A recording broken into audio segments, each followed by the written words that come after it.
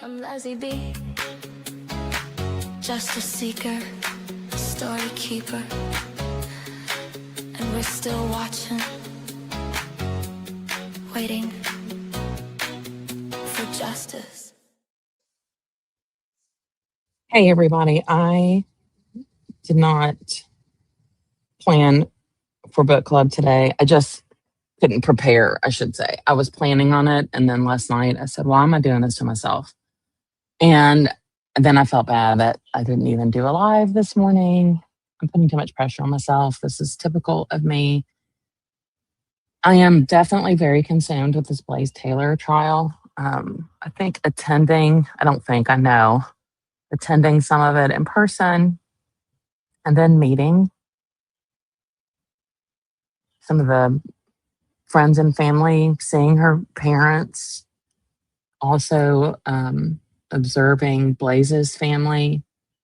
I mean, my heart hurts for everybody. It really hurts for everyone. And I know it's torn. I feel like we're kind of with the George Pino trial, how it felt online. I don't know what it was like. And then clearly the jury acquitted him. Um, People are torn, and then reasonable doubt. And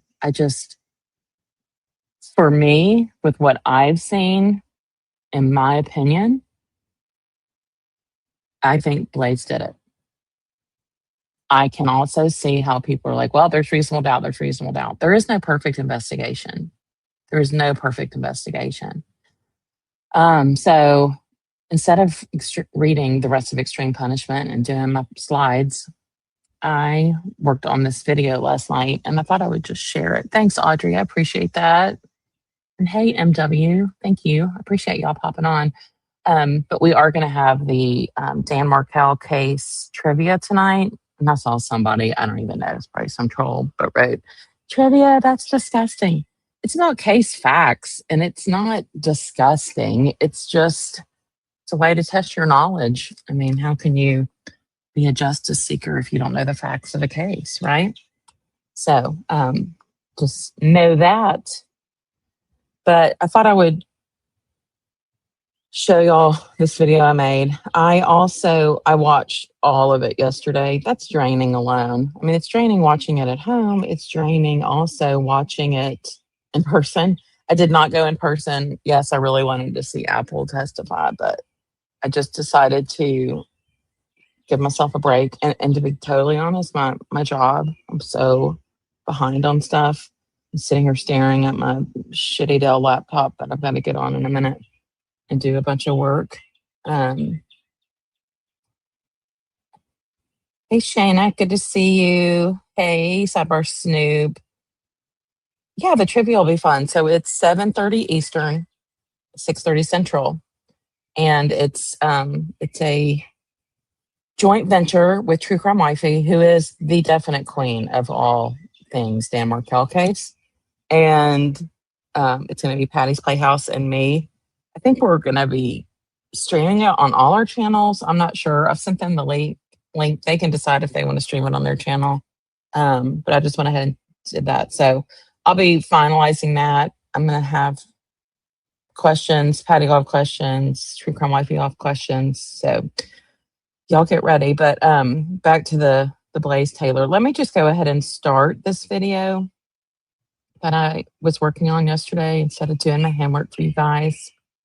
And then maybe I can kind of just share my thoughts. But the defense attorney, first of all, this detective, what's his last name? Is it Reese? He really has ticked me off. And I felt like he was like confident leaning back. I'm like, dude, I don't know what you're doing, but you're kind of like a Michael Proctor. Not quite as bad, but I think Metro Nashville should be embarrassed. I think they should be embarrassed. And I also want to give a huge props to Apple Denny. What she did yesterday, that is not easy. I have friends who've had abortions, and I'm sure I know people who've had them that I don't even know have had them because it's a very private matter, right? And for her to, here she is, this beauty queen in Arkansas, and they all have this optics and image, and she just went on national TV and internet and basically had to talk about something that I'm sure it's very difficult for her. My friends who've had them have told me I wake up every single day thinking about it, and that's what they tell me. So, good morning. Yeah, I'm just doing a quick live. So, I'm going to do book club Friday. I think that's a holiday because it's July 3rd. I mean, July 4th, obviously Saturday. So, I think I get Friday off. I don't know. I might change the time, but let's get started on this video. It's not too long. I think it's like 13 minutes, but I wanted to share it. 6-minute, 9-second call that Miss Benning calls Najee Jackson. It ends at 9:35:36, and the 911 call is placed at 9:38:58. Correct. The next page in this exhibit, can you describe what is shown here? Okay, real quick, because y'all know I'm going to give y'all my input. I could tell Jan, who is the prosecutor, what's her name? Letitia was just really going at, the detective, and rightfully so. I mean, that's her job as a defense attorney. Okay. I'm not going to throw shade on that. But I could tell Jan was like, dear God, because he was just kind of lean back trying to be, and she just stands up and starts spouting off these facts. And is there really a big wedding? Ain't no hollaback girl. Are you saying Blaise is getting married? I need to know about this. I saw that in your email, but I need to know. But I loved how she jumped up and she just starts going through these facts. So then I'm like, I'm going to make a visual. And I worked on this entirely too long. But you can see that Jade calls Nija. And it was disgusting how people have insinuated that, oh, maybe she was blaming Nija. That's not what she was doing. She was being smart and she was documenting. She knew she was dying. And this is horrific. And it's just like the story I shared when I was in a divorce and there was a private investigator following my to-be ex-husband, and he calls me and is yelling at me as he's being tailgated on the interstate. And he's like, you've hired a private investigator? And I immediately, on my other phone, my landline, called the private investigator, didn't say a word, just let him hear me talking to my ex. I was like, I don't know what you're talking about. I don't know what we didn't hire that because I wanted them to know what was going on. And that is exactly what Jade was doing. Okay.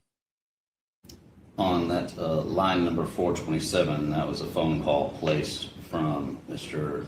Taylor's phone to a number that I determined belonged to his father for a duration of about 30 seconds. 9:38 and 13 seconds, is that correct? Oh, yes. The 911 call is at the exact time of 9:38:58, correct? Yes, that's the one right below it. But it is 9:38:58 when 911 is called. Okay, so for those of you listening and not seeing my visual, Jade calls Nija, and the phone call's terrible. It's kind of in and out. She's losing consciousness, essentially. 6 minutes, 9 seconds.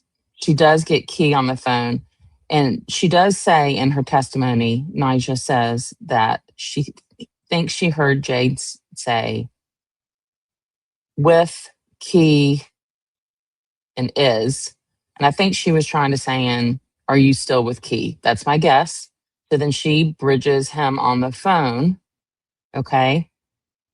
And then when that basically goes dead, for lack of a better term, that call, she keeps calling back. Finally, Blaise answers the phone. He won't get on FaceTime.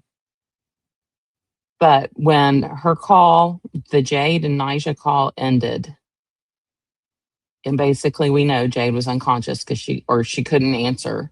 It was 3 minutes and 22 seconds before he freaking called 911. But in that time, he also called his dad. 3 minutes and 22 seconds is a long time. I am not saying it would have saved her life. What I'm saying is, what was he doing in 3 minutes and 22 seconds?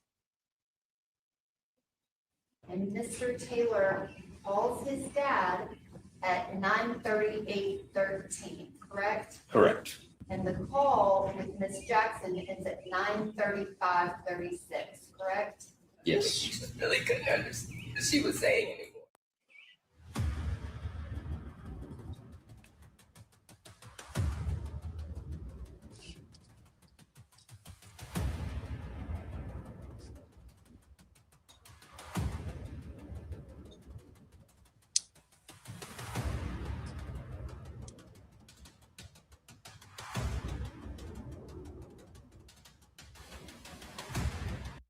Okay, sorry. I saw Tally Gal said my audio is going in and out. I've got my AirPods on. I'm on the porch. I put them both in. Maybe that's better.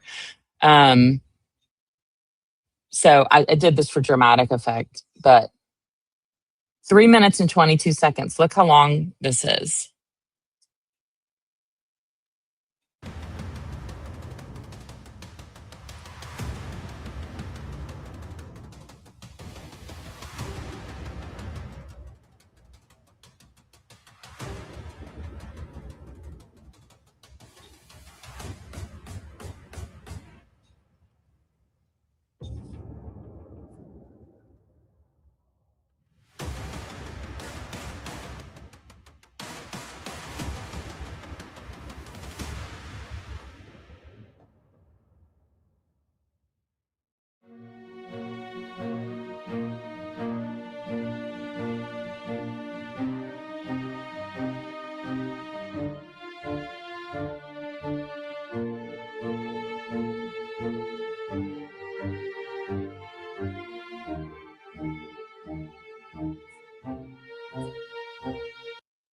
Great idea. Maybe I'll put this on a thumb drive, law and lit for the prosecutor, and they can just show this little video. Um, yeah, what was Blaise doing? Just keep asking yourself that, y'all. This is it's a long time. You hear 3 minutes, you're like, 3 minutes and 22 seconds is a really, really long time. All right, I'll let it play.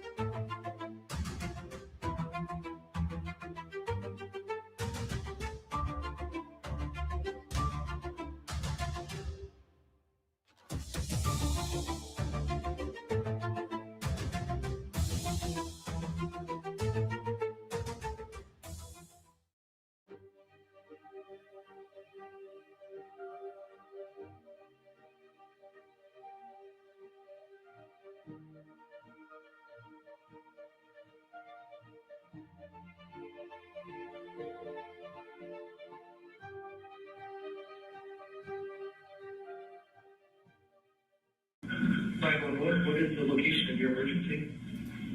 I'm not sure. From Donaldson Pike. I'm at a friend's house, and I think she's having an allergic reaction. Let's see. I guess I'll go to her. I'm going to let that play in a second, too. So the update is yesterday, the state rested. They got through all their witnesses. Letitia crossed the detective, who was Reese, who definitely made some screw ups. Who else? Apple Denny, who was a girlfriend of Blaise in college. She had an abortion in 2017 in like January. She didn't want the baby. And then it was that summer of 2017. They kind of had an on again, off again relationship. And Blaise called and was basically like, oh, this girl dating or seeing, she's crazy. I got her pregnant. Can you go get me that abortion pill like you had? And maybe I can put it in her drink because she's thinking about keeping the baby. You know, she's trashed. I wouldn't take her to meet my family. That said a lot to me right there. because I've told y'all this family, the socioeconomic differences between the left side of the courtroom and the right are huge. His family they're educated, they're wealthy. I'm sure the dad's got millions with his coaching history. Um, the defense team is armed. They've got lots of people there doing research, running in and out, and she's throwing confusion. She's doing what I guess a defense attorney would do. And it might be enough to get him away with it. I don't know. In my opinion, he is still innocent until proven guilty. Then when Apple Denny testified, I mean, that defense was definitely trying to keep some stuff out when they did things without the jury. But then Jade's mom got on the stand. That was heartbreaking. And I thought it was extremely tacky that the defense attorney chose to cross-examine her. You know what you do? You're not going to win in that. And I don't even think he got any good questions. You just say, we're sorry for your loss. Our condolences. But that's not what happened. So that probably did not go well. It would not go well with the jury. So, but I know people are torn over this. My personal opinion is guilty. I do think now with all this YouTube and social media, everybody gets on and is like, oh, there's doubt, there's doubt. It's going to be harder and harder for prosecutors now in the age of technology. And people are like, well, we don't have proof he got the cocaine. I mean, who would even be able to afford that much? Right? So I'm going to let this 911 call play because it plays, it will show photos of Jade. Yes, correct. Ain't no hollaback girl. His mother has a PhD in social work, and she works with people in the criminal justice system. How's that for wildness? You know who else has a master's in social work? Ruth Markel. I don't know. It's an apartment complex. Is there a mail with there?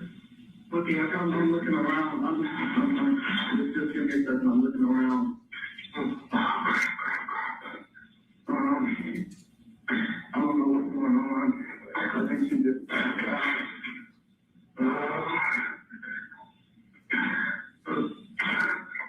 Give me 1 second. Okay, are you on Donald tonight or are you on Lebanon? Lebanon? Yeah, Lebanon. It's apartment 107. What is it? Is it 5040 Lebanon Pine? I don't know. It's not Burger King. I do know that. Let me look. I'm going to the apartment building and get it's a condo slash apartment. Yeah, I'm trying to see the name of it. I'm going to find it. Okay, is there a bathroom in the corner there, sir? Is there a what? The bathroom in the corner? I'm not sure. Yeah, I'm going to. The Ontario, 1522-1550 Lebanon Pike. The Ontario. 1522? Yes. The Ontario, 1522-1550 Lebanon Pike. So the Ontario 1522, she's in about 107, and she's up in overdose, right? I don't know. I think she's having a allergic reaction. We were getting cookies and painting, and she said she wasn't feeling good. And I went back to the room to check on her. No, and what's the case we disconnected while you're getting up there? What's the callback number in case we disconnected? This number right here. Is it 8 number 573 Yes. Okay, how old is she? 23, 24. Okay, is she awake right now? Yes. And you think she's having allergic reaction to food? I don't know. We have cookies and pasta. I don't know what she's done. If she done anything today or anything, but everything was fine. And then I don't know what's happening. So you got six amount of mouth and she's shaking. Oh, huh? So you think it's possibly a reaction to not having food, is that right? I think so, I don't know. Okay. I don't think she's allergic to anything, I don't know. If she is or not. It could be an allergic reaction. So are you next door, next door answer? Yeah. Okay, does she appear to be breathing normally? Yeah. Okay, does she appear to have any difficulty swallowing? I don't know. I'm not a doctor. Okay. Is she coming? No, I heard your question. Yeah, she's awake. Okay. So can you just gently roll her onto her side right now? Yeah, she's on her side. Okay.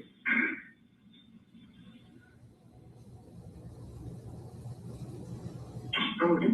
Yeah, because if she's having like vomit or anything else that's coming out right now, so you just keep her under her side for now, and you can finger squeeze any out only what you can see of her base and smell. Okay. Then you can wipe her mouth. Okay. Hello, sir. Hello. Yeah, I'm in this house. Oh. And by the way, he said, yeah, I don't know if she's done anything today.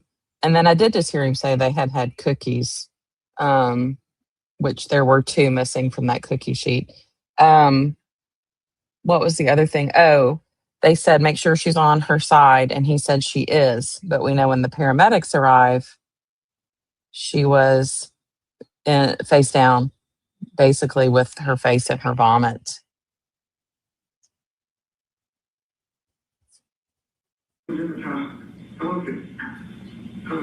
Can you ask, is she able to answer if she's having difficulty swallowing or feeling any swelling in her lips or throat or face, anything like that? No. Is she really I think one of our friends is on the way. Okay. I don't know what to do. Oh, is there anything else I should be doing? And the other night, True Crime Wifey had asked when we played this about the focus. I believe that is the 911 operator every now and then. He says focus, which I thought was interesting. And I know, Audrey, you wrote, I wish Nija had called 911. You know, I mean, I agree. But you know what she did? She jumped in her car at the gas station and she started driving to her friend's apartment. So, I mean, that is what a friend would do. I mean, why hadn't he called 911? Okay, and then does she have an EpiPen? Do you have an EpiPen? Do you have an EpiPen? I don't think so. I don't think so. She's not responding. Okay, and one of the, so other than her just feeling kind of weak and passing out, does she have any other symptoms right now? No, no, I mean, she's pretty relaxed and laying on her side. Okay. Okay, does she appear to have any rash or eyes anywhere in her body that you can see? Not that I can see, and I don't see anything on her. Yeah, when Blaise asked her, do you have an EpiPen? No, she's not answering. Yeah, because she's about DEAD, law and lit. I also thought Nija said she didn't know the exact address. I'm sure, yes, but again, not critically thinking. I mean, she was panicked, and I believe raw emotion. Now I realize I've got some bias because I've seen the emotion and on her, and the people coming at her, accusing her of this. It's disgusting to me. I'm just sharing that. For me, it's disgusting. Yeah, she could have just looked. I mean, obviously she had it in maps on her iPhone. We know that, but they're 20 something and they're in an emergency. So I do have to say that. And does their condition look to be any worse? I don't think so. I don't really know how to tell.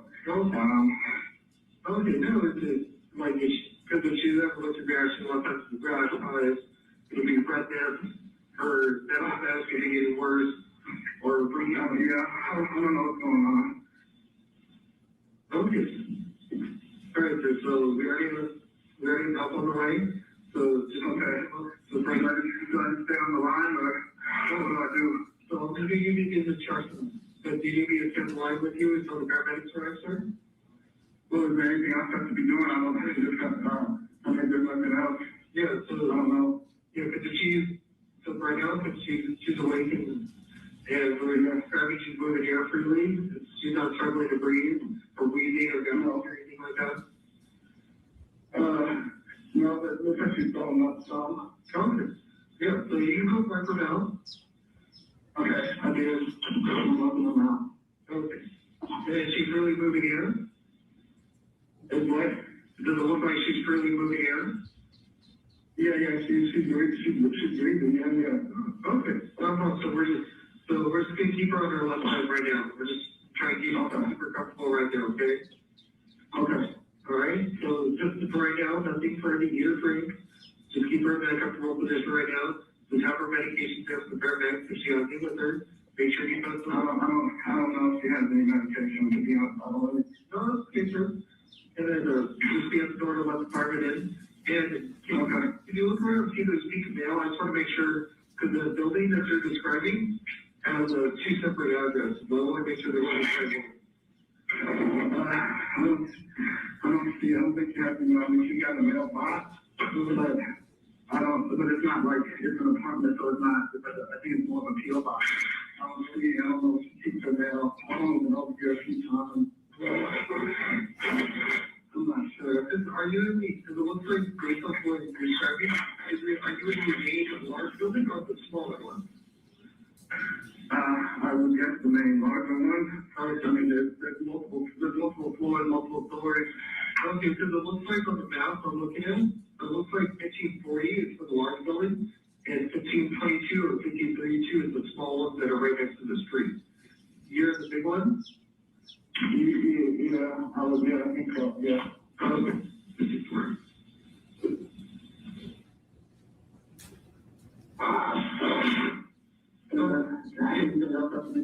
Okay. No, so all I want you to continue to monitor or breathing a local constant for any changes. So if anything else changes, call us back. But they're on the map at 240, that's not mine, over in Hermitage. And she's in apartment 107. Cross street to Spence on Cliff Way and Spence Lane at the Ontario, okay? Yes, okay. All right, so if anything changes before they arrive, give us a call back, she'll be right there as quickly as they can, okay? Okay. All right, I think I hear them. Okay, that's awesome. All right, thank you so much. Okay, you're welcome. All right.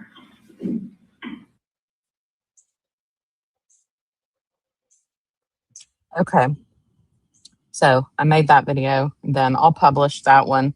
But I wanted to just give some commentary on that. Something else, I thought real quick I did a condensed version of Apple's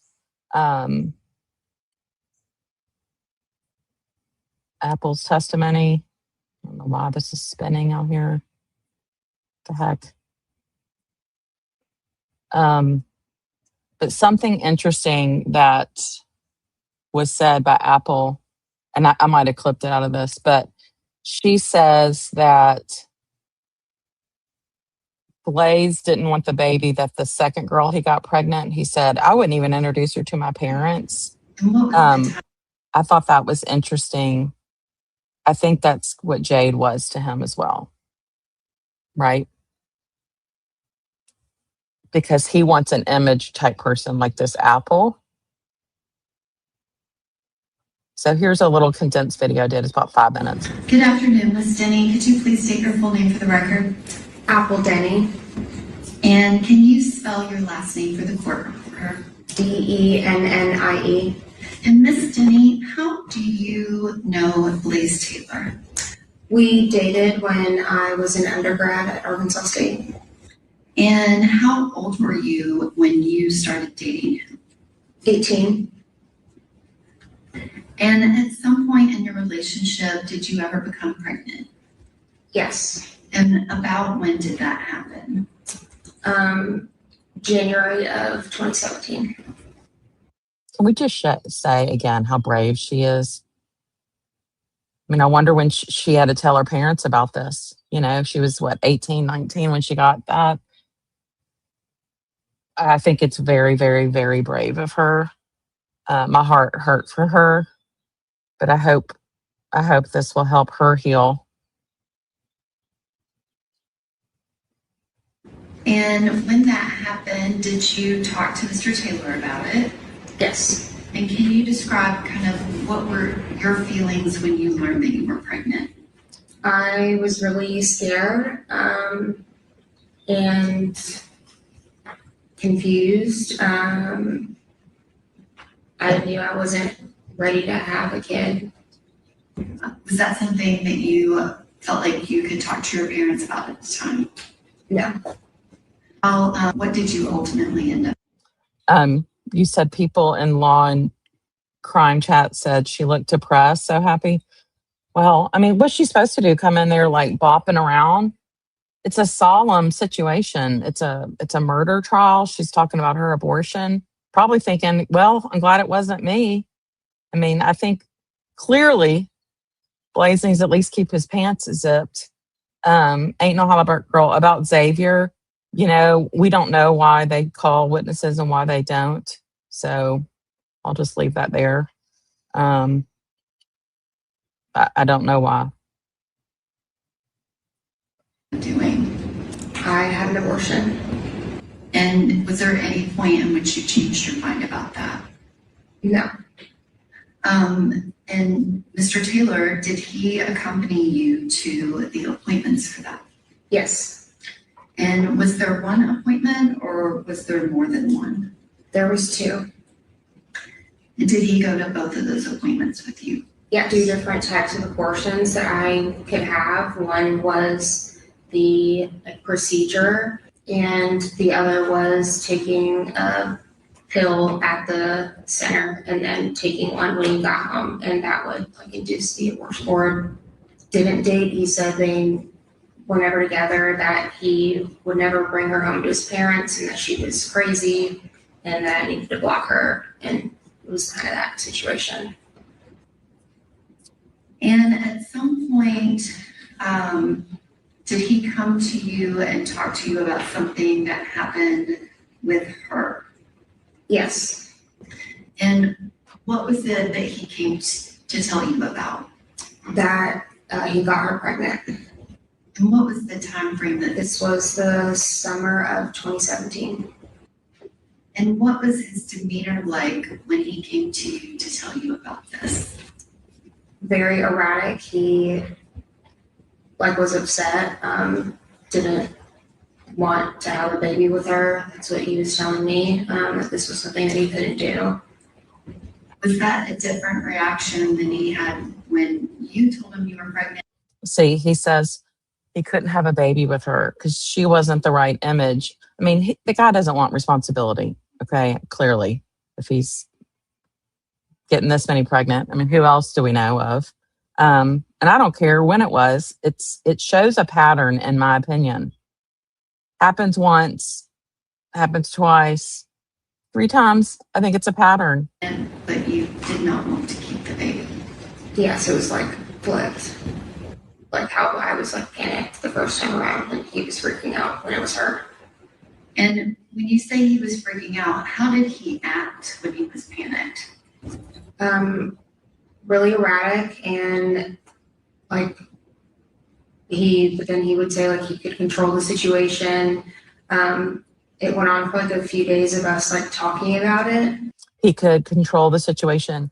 You know, this is another rich, entitled kid, and because they have these big bulldogs, he might get away with it. I don't know. But I can tell you, if he had a public defender, he wouldn't. And that is a sad case of our justice system. But, and her family is just sitting over there wanting justice. It breaks my heart.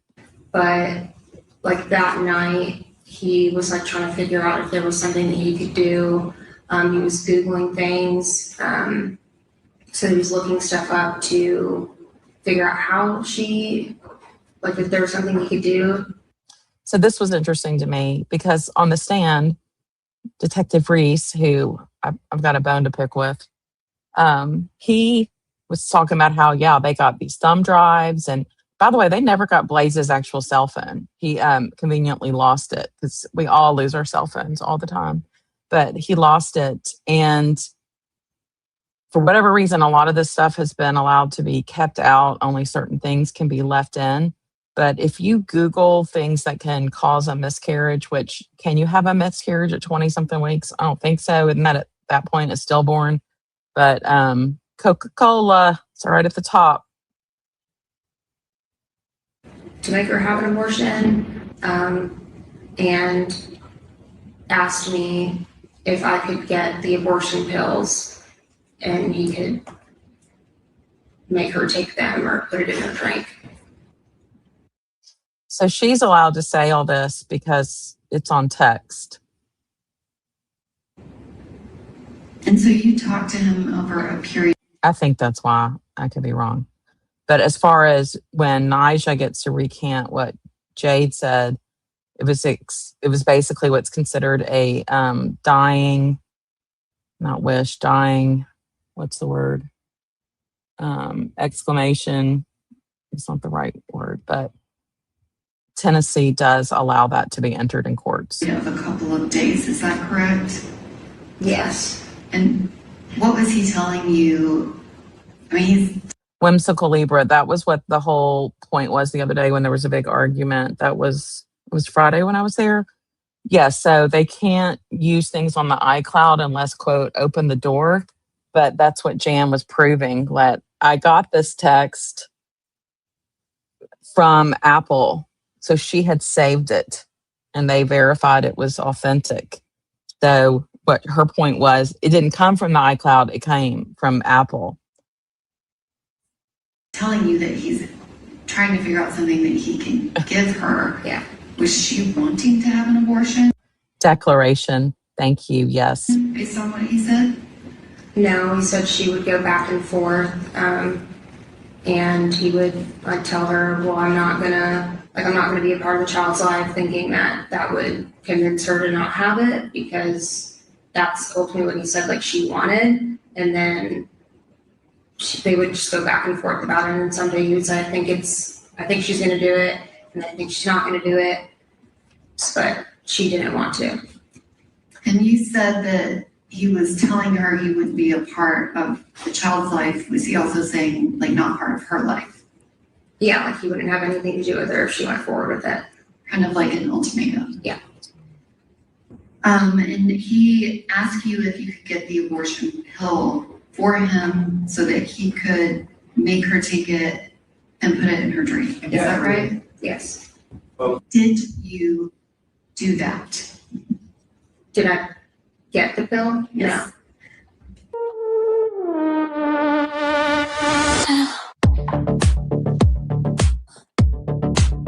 Hang on. I'm not done. I have these videos pre-made so that I can release each of them differently. But I was outside. My husband walked out there. It's like, yeah, what are you doing? Okay, so the next thing I want to show that I think is important is what the paramedic says, the EMT. So I didn't have it bookmarked, but let me see if I can get to it. But real quickly, y'all are making some great chat points. Dying declaration. Thank you. Ain't no holla back, girl. Yes, a declaration.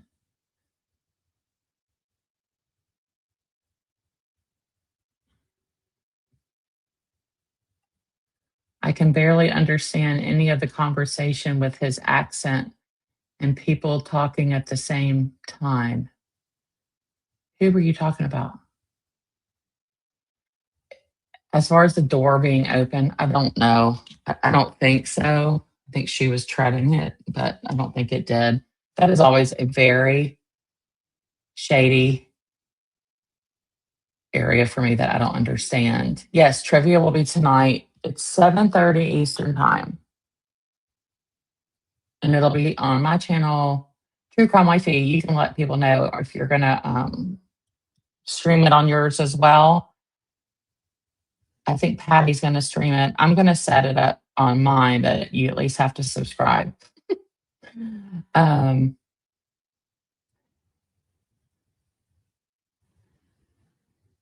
yeah, the friends going to the apartment. That's another thing. Everybody's like, well, that was sketchy. You know what that was? They felt like they weren't getting attention they wanted and needed. And they were like, well, I'm going to go do this. I mean, that was some mama bear kicking in. I'm not saying it was the right thing, but don't judge the situation unless you've been in it. All right, let me try and find this. Like I said, we tried rolling her over, and he would not allow. Oh, this is. Taylor. Okay. And Miss Rose, do you recall what Mr. Taylor's demeanor was like on that 25th? Yes, he was very frantic. Okay, what do you mean by that? He was very anxious.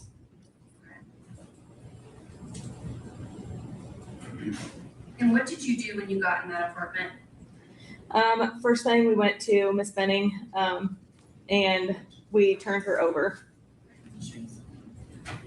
What are we looking at right here? That's the bed that Miss Benning was in. Okay, and you can draw on that screen. Can you show the jury how Miss Benning was positioned on that bed? Yeah, she was laying long ways like that with her head this way.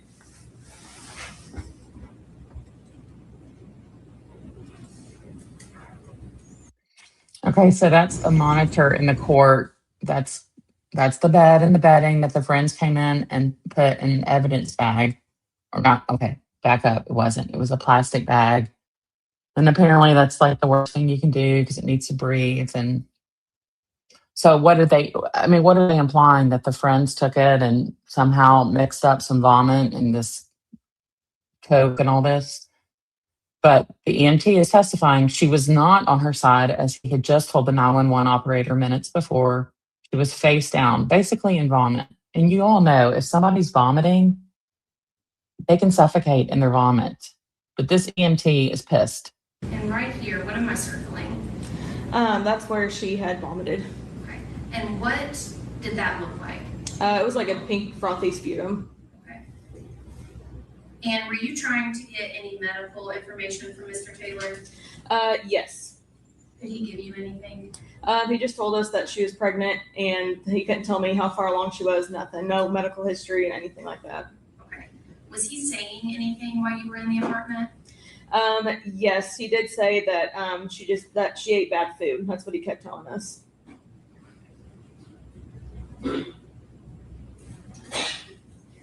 And was the scene considered safe? Initially, yes, but by the time we tried doing patient care, no.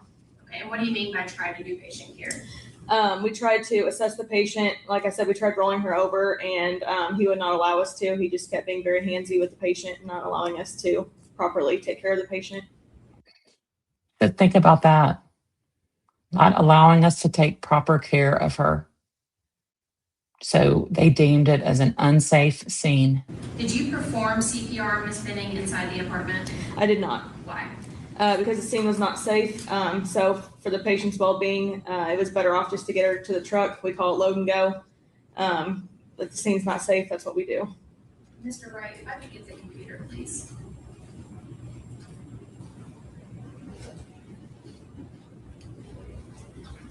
And Miss Rose, when you rolled Miss Benning over, can you describe to the jury what her condition was like? She was unresponsive, no pulse, was limp. I'm gonna hand something up.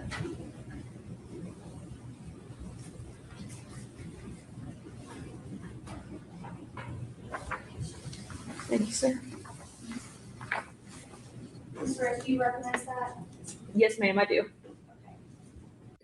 Okay, I'm going to back up a second. So maybe Xavier was the girl that he was still in the relationship with while he got Jade pregnant.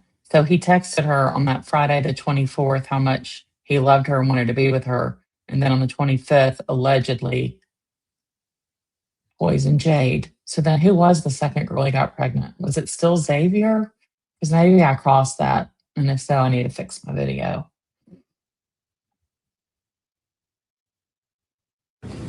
Do you create a report for every incident you respond to? Yes, we do. Okay. And what normally goes in a report? Pretty much a summary of what goes on with each call. Basically, we just put what medic unit we were in, saying that we were dispatched to what address. No, the police were not there with body cams. This was just a 911 emergency.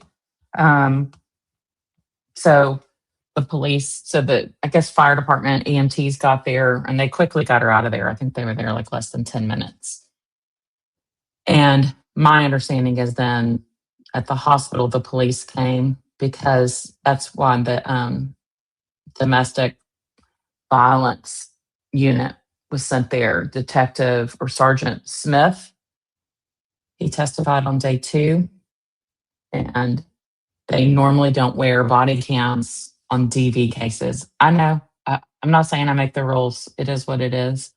I got a lot of opinions what Nashville needs to do on all this, but they did have audio interview with him. What type of call it was, and then what kind of interventions we do while we're there, and then we just put that we took the patient to the hospital, and then we put that we got a signature, or that we gave a report to the oncoming crew at the hospital, and basically just get signatures from them, and we make sure we put that in here just so it's clear. And then once we get the signatures, that patient care is transferred over.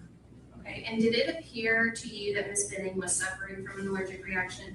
No, it did not. Okay, can you tell the jury why not? Allergic reaction usually is they have symptoms such as like a swelling tongue, like a closed airway, hives, itching, and Ms. Benning did not have any of that. What are we looking at on this first page of the EMT report? So the top part, I guess the very top part is the patient's name, the address, age, birthday, and then the big paragraph is a summary of the call. And then after that, any medications, allergies, food allergies, anything like that, which I was unable to get. And then after that, the top part of this one is what heart rhythm that the patient was in. Again, she was in cardiac arrest. So once we got her on the monitor, it showed PEA. That's what I have there. What is PEA? Pulseless electrical activity.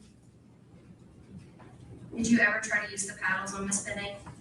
They were placed, but we never got to use them. Why not? Because we do not shock PEA. And why is that? It just doesn't do anything for the heart. The best thing to do would be epi, which we did. I'm going to jump over to this. What are we looking at right now? Okay, so I think Xavier was the one in 2017, but he was still messing around with her in 23 because he sent texts less than 24 hours prior to this with Jade. He had a problem. He had to take care of it. It's like when Georgia does her opening. She said the Adelsons, they had one problem, and it was Dan Merkel. So happy asked why wouldn't he allow the ENTs to take care of Jade? In my opinion, that is because Jade had gotten some words out to her friend Nija, and he wanted to make sure that she wouldn't be, quote, revived to say anything else incriminating. And that's, I think, why he waited so long, in my opinion. He's still innocent until proven guilty. All the 0 over 0 is a blood pressure, so she never had a blood pressure, and all the zeros to the right is her pulse. She never had a pulse at all. And can you walk the jury through what the procedures were you did once you got to Ms. Benning to try to save her life? Yes. So, like I said, when we got to her, we realized that she didn't have a pulse. She wasn't breathing. So we got her loaded to the truck, which is where we actually started the CPR. And then we did the IV, so we could give her drugs through the IV, such as epi and Narcan. And then we gave her oxygen, put her on the cardiac monitor, and we intubated her with an iGel, so that way we can breathe for her since she wasn't breathing for herself. Okay, and what would epi do for Ms. Benning? It tries to excite the heart, get the heart pumping again. And what about Narcan? Narcan is for to see if we can reverse any side effects of opioids. Did Ms. Benning respond to the epi or the Narcan? No, she did not. Not for us anyway. Okay, so she didn't respond to epi or Narcan. Because yes, if you've ever seen somebody have an allergic reaction, what happens is they break out in hives, their throat swells and they basically can't breathe. They're not vomiting. Vomiting is what happens if you've ever drank too much and vomited. That is because your body is saying there's too much and it is your body's way of getting rid of it. And that's what was happening with the Coke.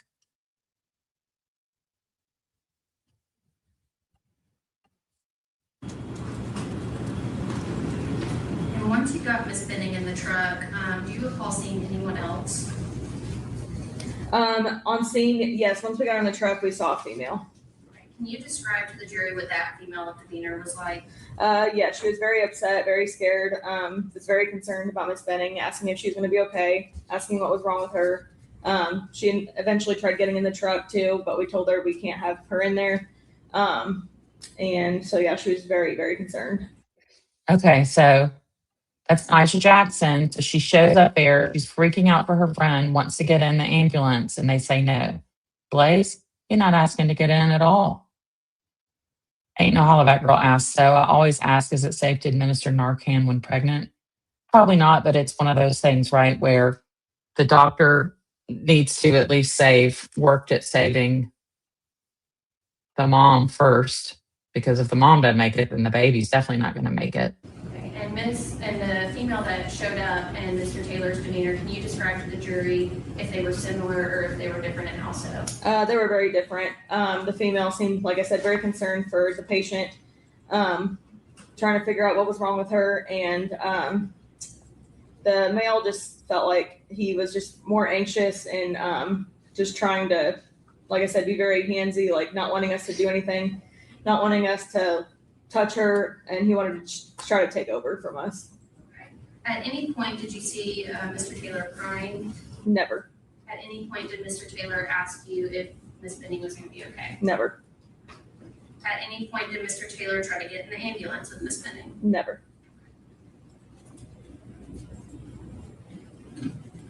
What are we looking at here? So this is the GCS. So she had a GCS of 3, which means she was never verbal, never alert, just had no reaction to anything from us.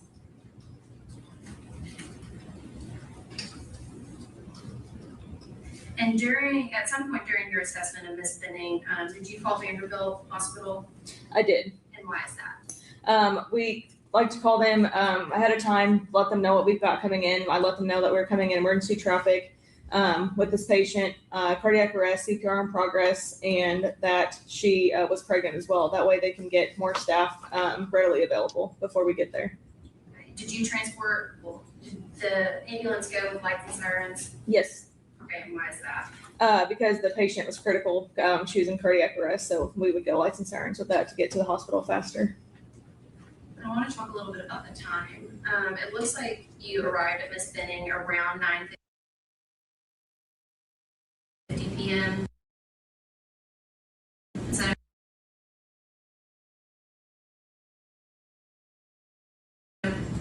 fair to say? Yes. Okay. And you departed only 10 minutes later? Correct. Is it typical to be moving that fast with a patient like Miss Benning? Yes. And why is that? Any critical patient, we try to get them to the hospital as soon as we can. We don't like to waste any time on scene. And you got Miss Benning to Vanderbilt 12 minutes later to Vanderbilt? Is that Correct. Yes, ma'am. And am I correct in saying that all life-saving measures started once you got in the ambulance? Correct. Okay. And why is that? Because the scene was not safe, so we could not perform CPR immediately like we would like to have done. And at any point in your care of Miss Benning, was she ever responsive? Never. I think this is testimony that a lot of people might have missed on day one. And sorry, it paused for a second. I came inside to my office and took my AirPods out, and I'm back on my microphone. Yeah, hey, Melissa. According to the clock on my StreamYard, it says 54 minutes. And I don't know, y'all. I got to figure out a way to balance like life and covering this stuff, because I'm just one of these people, right? Remember I told y'all somebody told me I was too passionate, and I just can't separate, and I've not been sleeping good, and like this is just really weighing on me, and I just couldn't put this stuff down yesterday to prepare the way I want to be prepared for book club. And that's just how I am. If I can't give something my all, I'm not going to do it. So we'll just push it out to later this week. And plus, we have trivia tonight. Did she ever have a pulse? Never. Okay. And once you released care to Vanderbilt, is that when your involvement with this case stopped? Yes, that's correct. Your Honor, if you'll give me 1 minute.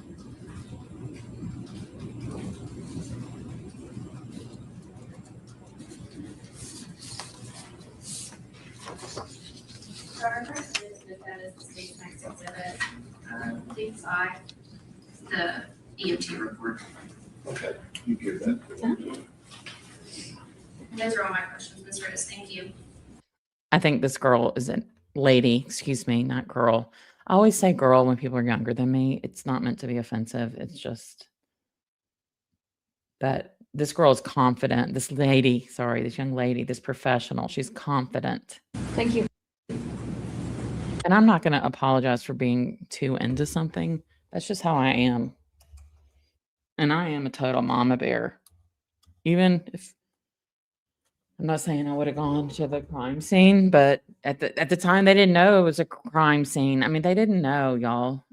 But I don't feel they went and cleaned it up. But that 3 minutes and 22 seconds, do you think you could Windex and rent some things? You tell me.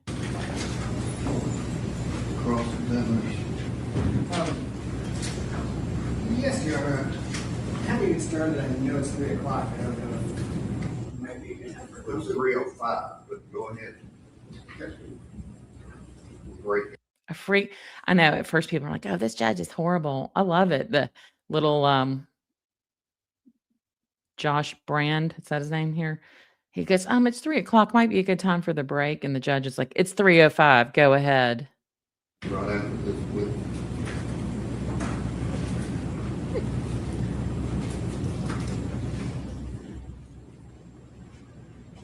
Real quickly, I do have a friend. She's pretty high up with Metro Police, and I'll just leave it there. But she said, I knew Judge Dozier was going to give that defense attorney probably a piece of his mind. And she's like, you'll have to fill me in on everything. But she has a lot of respect for Dozier. Good afternoon, it's Miss Rose, right? Yes, sir. I'm going to do my best to remember that because I know your report says Miss Agrawal. Yes, sir. So I apologize because at the top of my notes here, I have Agrawal written on every page. And so Oh, that's okay. I hope I don't confuse that. That's okay. That report that you create that's been introduced, that's something you created in every case, is that right? That's correct. And so sometime, obviously not when you're in the middle of a call, but sometime later you collect all the information and everything you remember and you write it down in your report, right? That's correct. And it's important for you to be thorough and include all the information, right? Yes. And so especially in a serious situation like this, where several years later you've got to come testify, is that kind of what you use to refresh your recollection? Yes. So it's not a super long report. It's about maybe five pages or so. Does that seem about right? Mm-hmm. But it's got a lot of like technical details in it, right? Correct. And a little narrative about what happened. Is that right? Yes. Were there other materials that you reviewed and preparing for your testimony today? Just the report. Just that report? Yep. Did you have like a real clear, independent recollection of this night? Yes, it was pretty clear. Very clear. Mm-hmm. Is there something about this night that allowed you to recall specifically 3 years later? I mean, losing a baby is pretty kind of traumatizing. Did you follow this case along afterwards? Wow. I mean, losing a baby is kind of traumatizing. It's like the defense attorney's like, wow, I mean, you just seem to be so familiar with this. I agree. I think this guy, he's trying to do as much damage control as possible because I just don't think Letitia came in the right way. I understand as a defense attorney, it's your job to fight for your client. I get it. But her trying to school the judge was not good.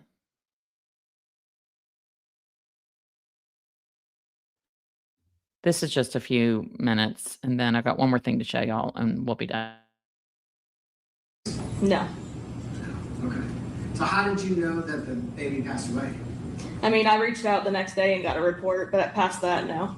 So you did follow up the day later, Yeah, just a day later. but not a week later or 10 days later? Nope. And you've done some case prep. Yes. So you know that there was a murder charge that we're here, right? Mhm.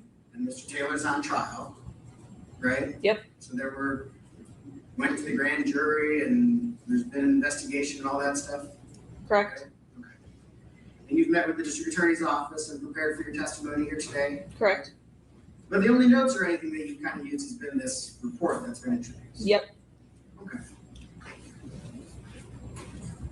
So I'm going to ask you a few questions about kind of how you ended up out there, okay? Mhm. Now, your initial call in this report is that you were actually dispatched for an overdose. Is that right?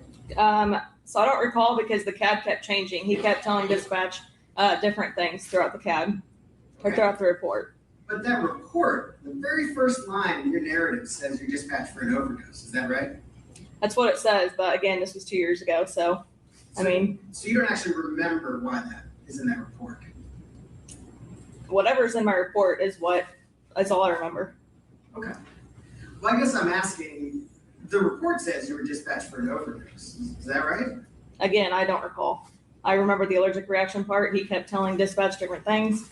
That's all I remember. Well, hang on a second. Let me back up a second. You're not on the call with dispatch. If they were dispatched for that, and we just listened to the 911 call. I mean, he said she's having an allergic reaction. I mean, maybe they just hit overdose. Maybe that gets them there faster. Hell, I don't know. But just again, trying to go at it. But I agree. And I hope Jan really hits that home. The fact that he got Xavier pregnant, wanted her to have abortion, or was it ever really confirmed that she was, or it was a false alarm or something?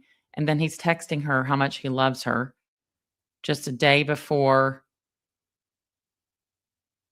Jade is unalived. Because, yeah, she was starting to show, right? And she had not been public on social media yet.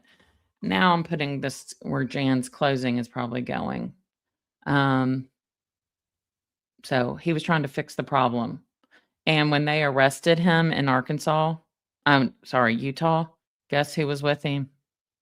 Xavier. That's right. We get updates through dispatch on our cab. Okay, so I have that report. In this situation, you don't have a memory in your CAD of why they called this an overdose? Paramedic? Correct. Did you work somewhere else before National Fire Department? Not as a paramedic. Were you an advanced EMT somewhere else? No. Do you have other medical training or background? Yes, I've been an EMTB in a hospital since 2012, different hospitals. So you have a pretty good amount of experience in the medical profession. Yes. Do you have a significant amount of experience responding to emergency calls? Yes. In your significant experience, then, can medical crises happen quickly? Yes. And can an individual's medical condition change quickly? Yes. Is it always easy or always possible to predict how quickly someone's medical condition can change? No. So is it possible that Ms. Benning was in fact breathing during a call, and that within the 10 minutes it took for EMS, the fire department, to respond, that she stopped breathing? It's possible, but we don't know for sure. Sure, we don't know, but it's possible. Mm-hmm.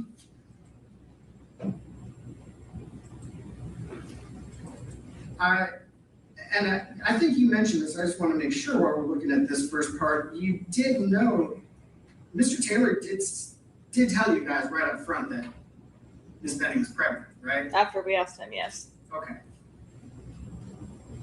So you were asking him questions, right? Mm-hmm. Trying to get some basic information. Correct. Is that correct?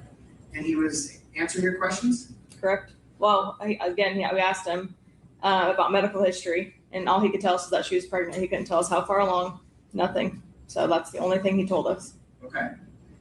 And This girl is confident. She's not blinking. If this is a trustworthy witness right here. And this is who you want on your team right here.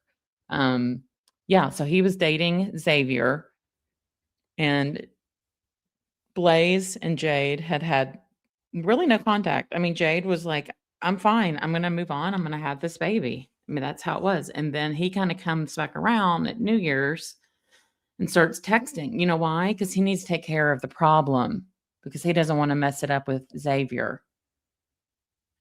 Now, maybe Xavier's still dating him. We don't know. But I don't know why she's not there. Maybe she wouldn't cooperate, y'all. I don't know. And you don't know whether he was, just doesn't know a lot, do you? We don't know. He couldn't answer anything. Sure, okay. But he did tell you that she was pregnant, Mm-hmm. right? Okay. If I could see Exhibit 5, I think the most recently. Again, right now I'm doing exactly what we're supposed to be doing.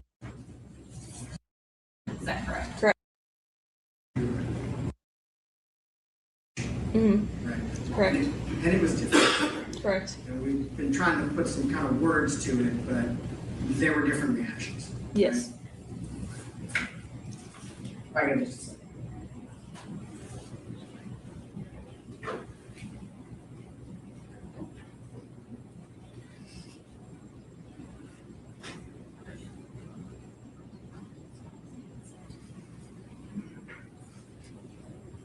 I'm trying to get to the point where the attorney asks her, well, how did you know that she lost the baby? And she said, well, because I did call the hospital the next day and check on her. And he's trying to say that, well, you know, everybody handles things differently, but it's like they're trying to act like she was too attached. Hold on.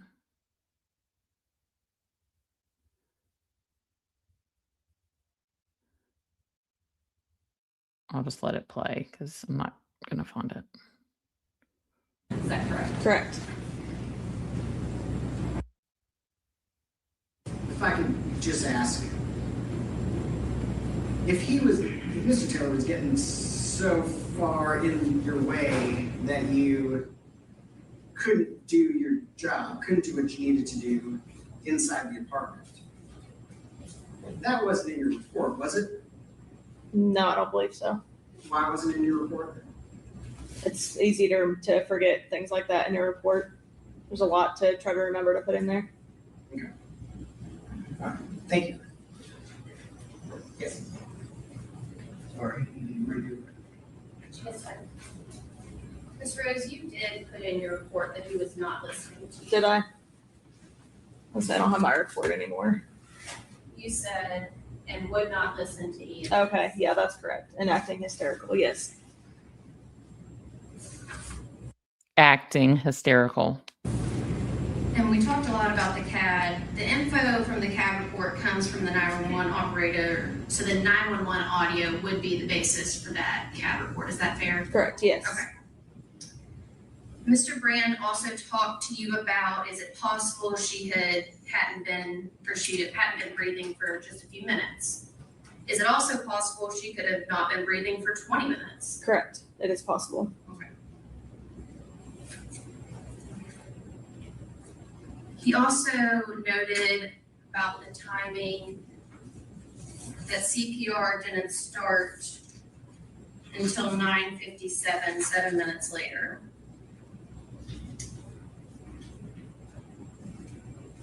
And that's because Mr. Taylor was not listening to you and you could not try to save her life in the apartment. Is that correct? Correct. And you know the allegations in this case that he is alleged to have poisoned Miss Benning and her unborn baby. Correct. Did he act like he was concerned for the health of Miss Benning and her baby, or did he act like he was in trouble? More like he was in trouble. Okay, could you describe that for the jury? Yes, he was just very anxious. Like again, he was not listening to any direction that we were trying to give him. He just acted very frantic, just constantly just having his hands like this and just pacing and trying to get in our way, and just like I said, just very anxious. Okay, could you demonstrate that one more time? I'm not sure the entire jury saw what you were. Yeah, he just had his hands like this and like pacing and just like freaking out. Oh, yeah. This is good. I have faith that Jan's gonna bring this home with a very detailed, like, timeline. But you start putting all this together and the Xavier piece, I hope everybody grasps that because I don't think a lot of people have. And when you rolled Miss Benning over, well, I guess, let me ask you this way. At what point was Mr. Taylor trying to touch Miss Benning? It was immediately. The second we rolled her over, he tried to get his hands on her and try to control what we were doing.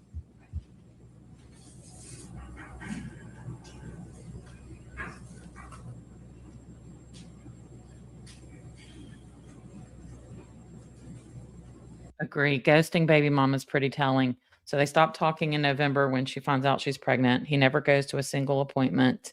And then he comes back around at New Year's. Because, you know, when you're dating someone, like New Year's is that special romantic time. Who are you going to kiss at midnight? And he's thinking, oh boy, yep, we're getting into some territory here of she's going to be really, really showing. And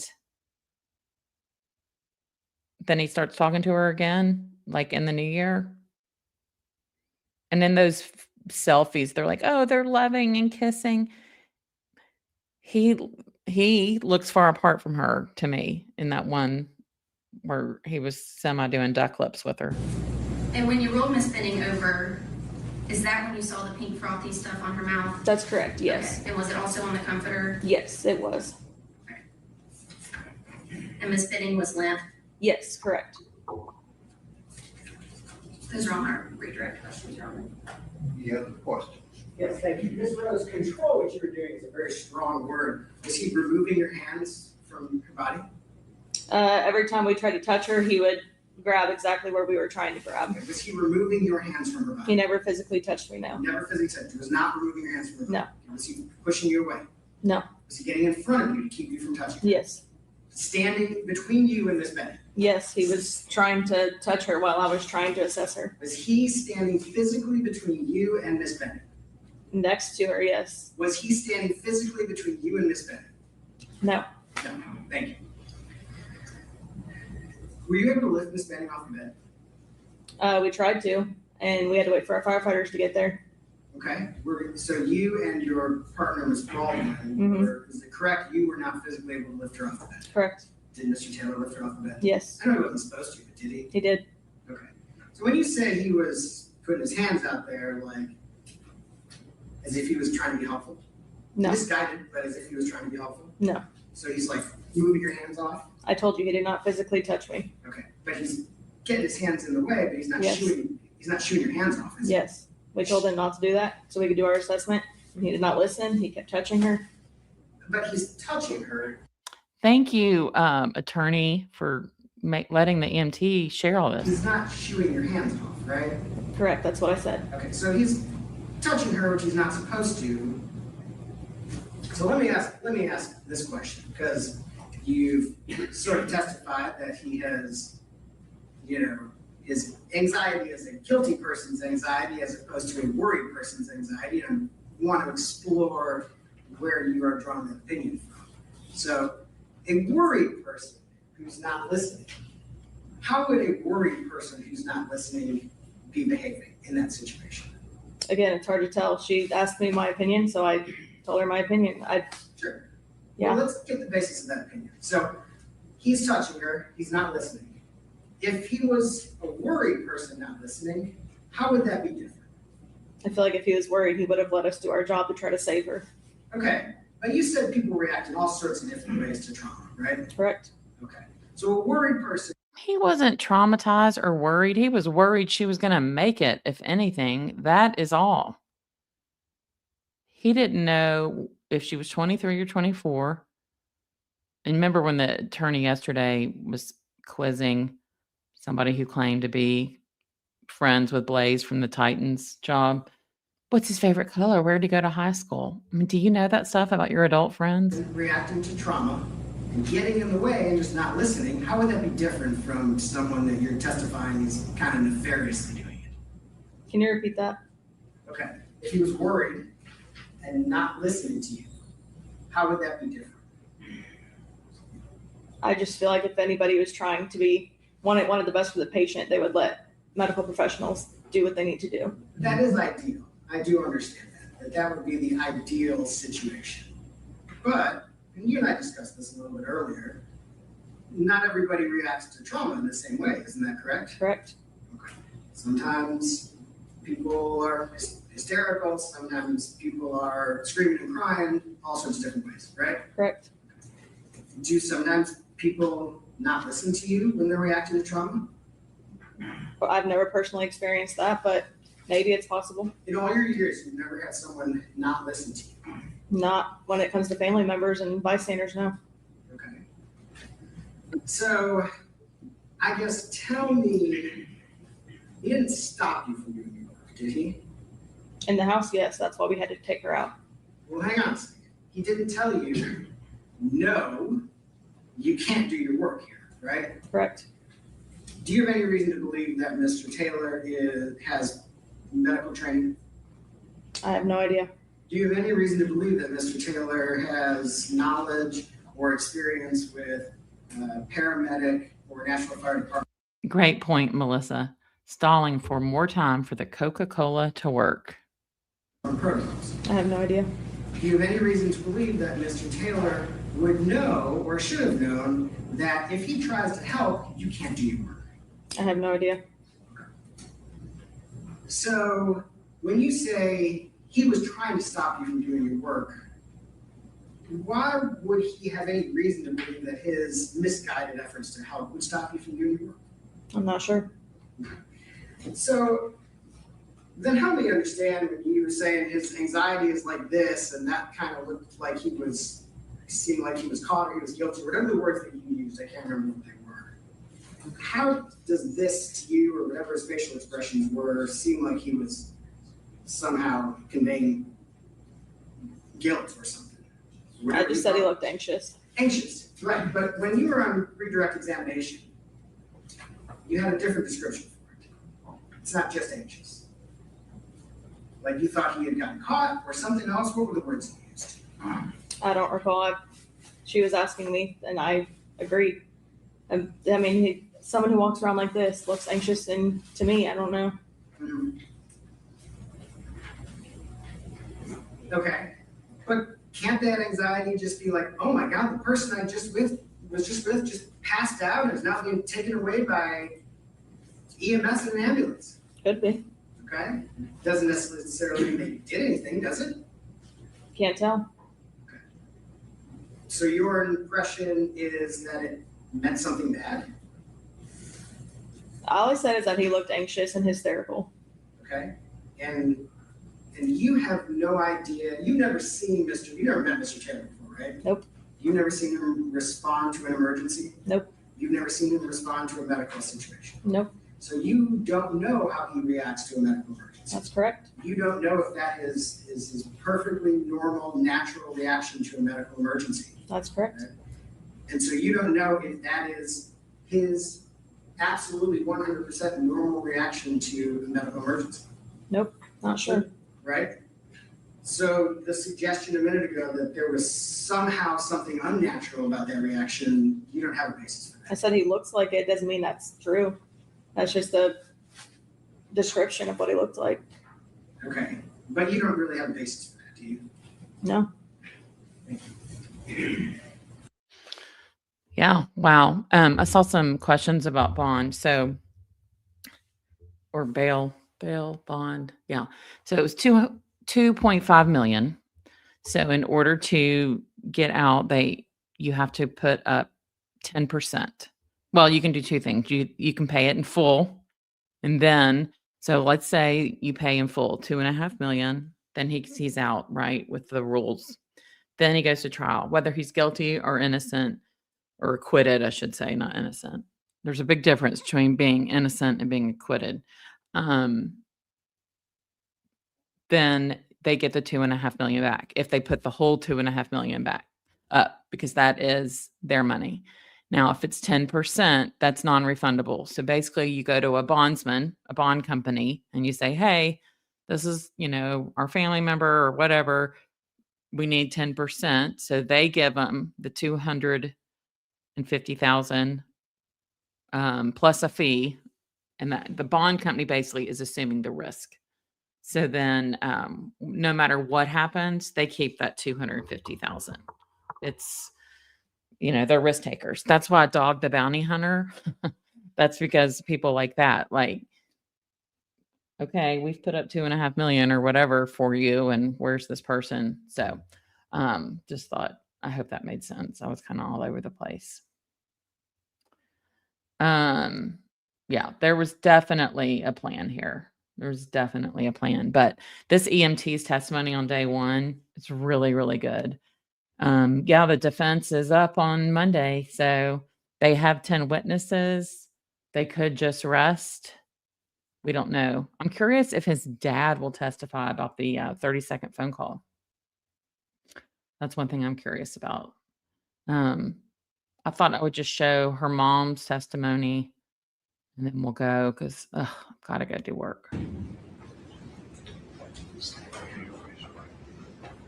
swear the testimony you're not going to be the truth. I don't know.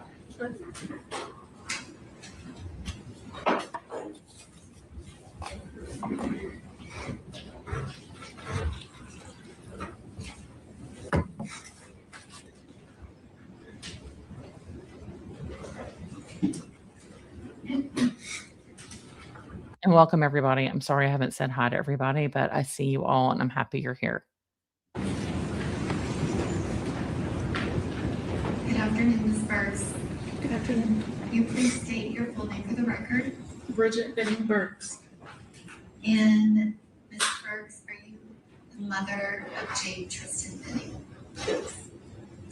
And can you describe when was Jade Benning born? Jade was born on March 6, 1998. Do me a favor, just pull that base of that mic over there with you. Okay.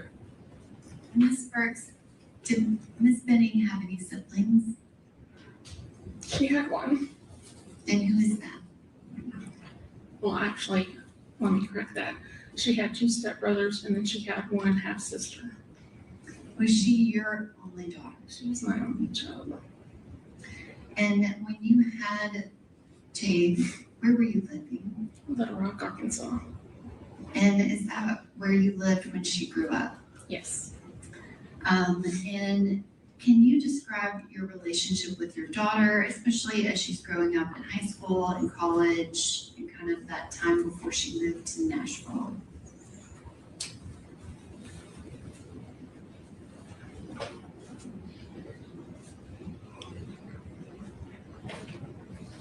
It was my life.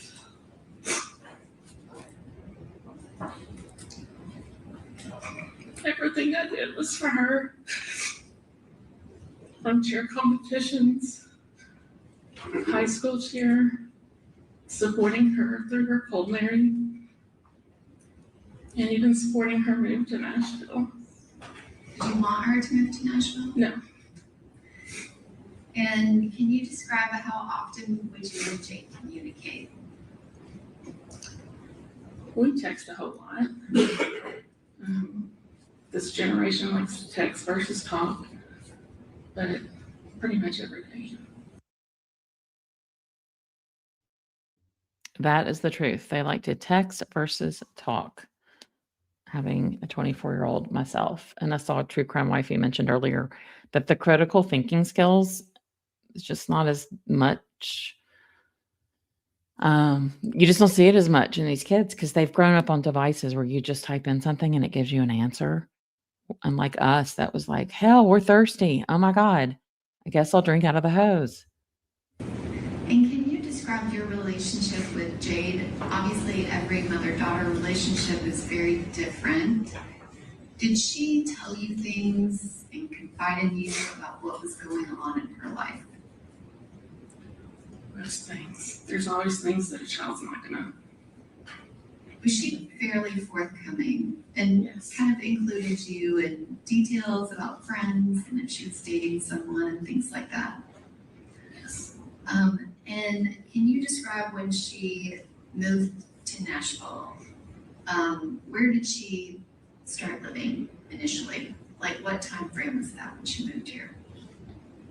She actually left Arkansas about the last week of 2021, because she was starting January 1st, 2022 at her new job. And can you describe, was she excited to start as a chef?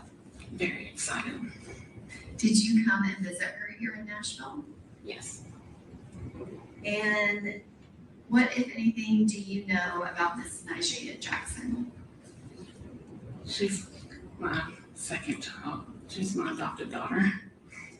Is it fair to say that her and Jade have been friends almost their entire lives? Yes. And were you aware of how close they were when they were both living here in Nashville? Yes. And kind of preface question, did your daughter have any allergies? No. No, any allergies of any kind? No. That time frame, which you know now when she met Blaise Taylor, did she tell you about him in that time frame of August of 2022? Yes.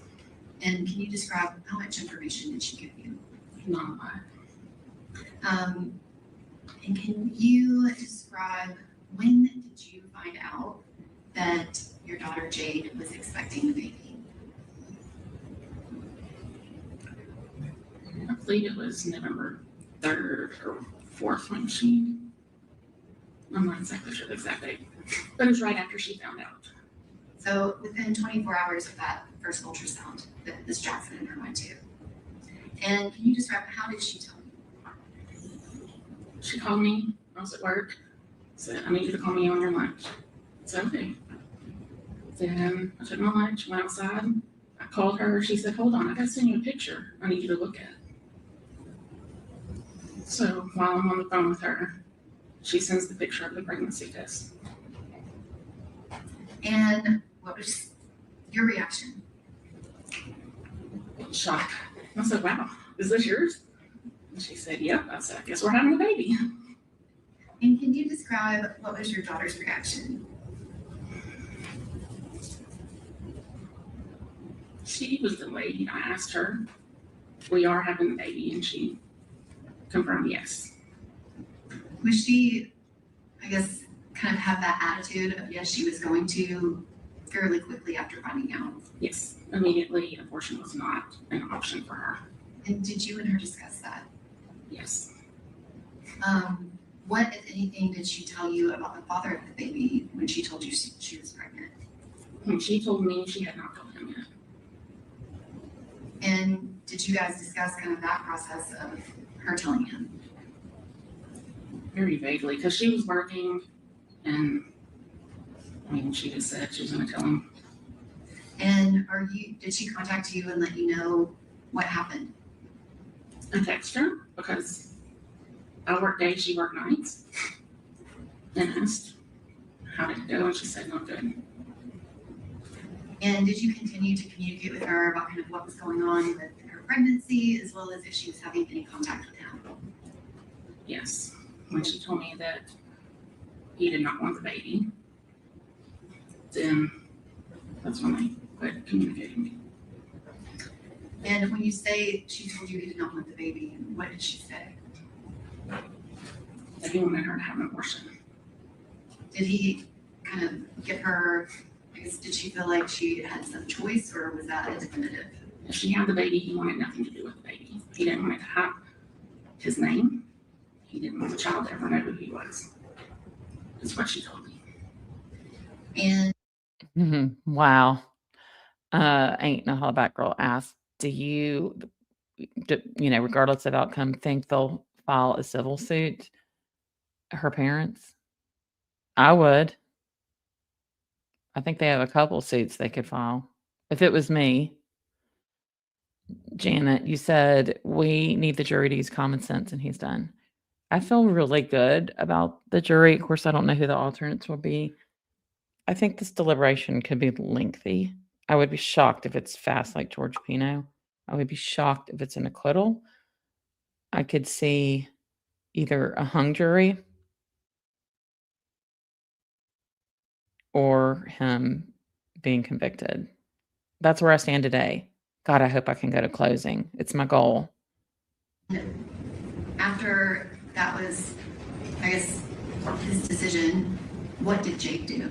Did that change her mind at all about having her baby? No, because myself, my husband, her father, her stepmother, her family and friends all made it very clear that that baby and her would be very loved and taken care of regardless. And did you and her dad both support her in having the baby regardless if Mr. Taylor was going to claim the baby or be involved? 100%. And did your daughter Jade, did she send you pregnancy updates along the way? And specifically kind of in that January, February time when she started showing more, was she sending you pictures and updates about what was going on? Yes, videos. And I have a video on a thumb drive as well as a set of photographs. I can, the defense counsel is familiar with these.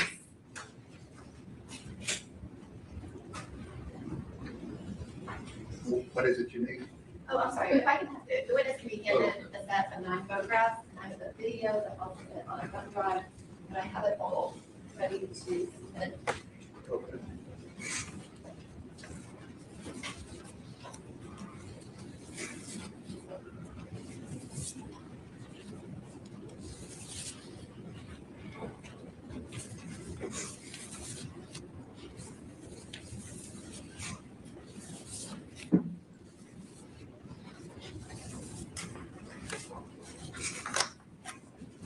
You need these back or you have them? No, I have them here. Okay, switch it to there. I have it. Okay. Ms. Sparks, there's a video that's one of the videos that Jade sent you. Did she send it to you by text message? Yes.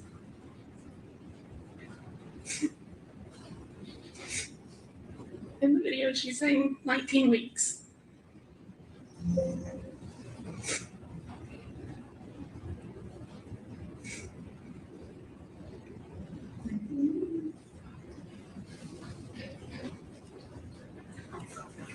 Did Jade send you videos and pictures like that often? And when I say often, I mean almost at least every week, if not multiple times a week. Yes. And can you describe what all was she doing to prepare to have the baby in that kind of January, February, those last few weeks? We spent a lot of time texting, looking at Facebook Marketplace, making purchases. She would make purchases here in Nashville, and I was doing the same in Little Rock. And were you and her together both preparing for a nursery for her baby girl? Yes. And I just handed you some photographs. I'm gonna ask that the video and the thumb drive be made an exhibit. All right. Please. 51. And then the photographs can be 54. All right, 53, 54. And Ms. Sparks, you were here when detective. Yeah, exactly, Lori. Means, motive, opportunity. Means, motive, opportunity. What I found in my one jury duty experience is all the speculation, which you're not supposed to do. But people start coming up with crazy speculation, and you're not supposed to do it.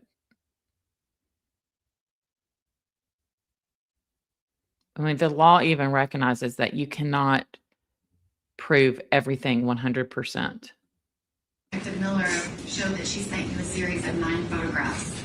Are these the photographs that she sent you on February 6th? Janet, thank you for that.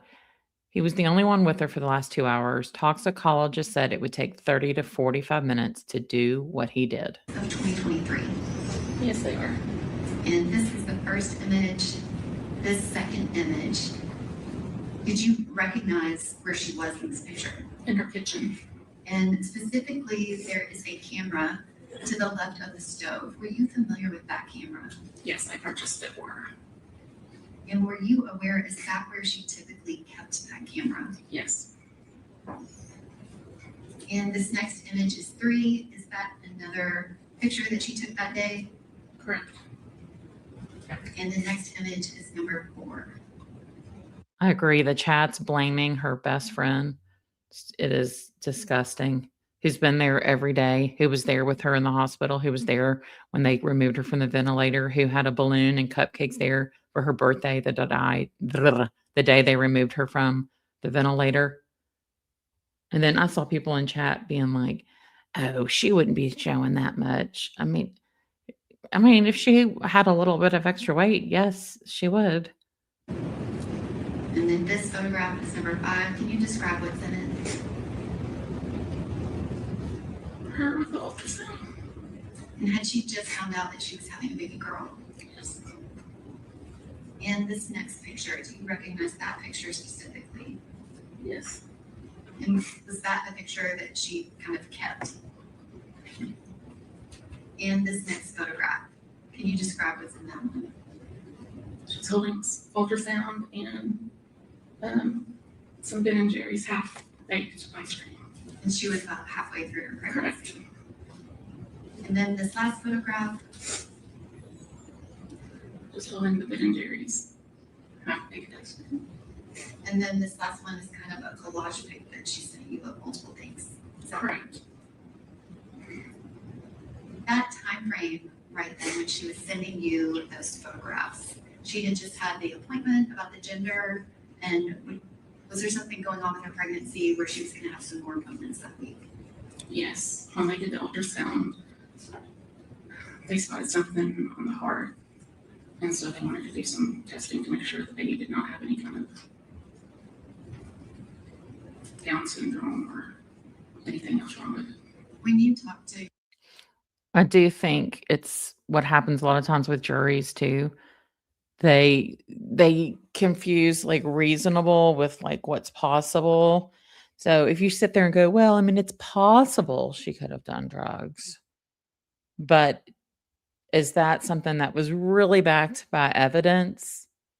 And evidence doesn't mean what's in opening or closing, right? That can just be their arguments. Because we already know Letitia tried to get that text in, but it wasn't from Jade.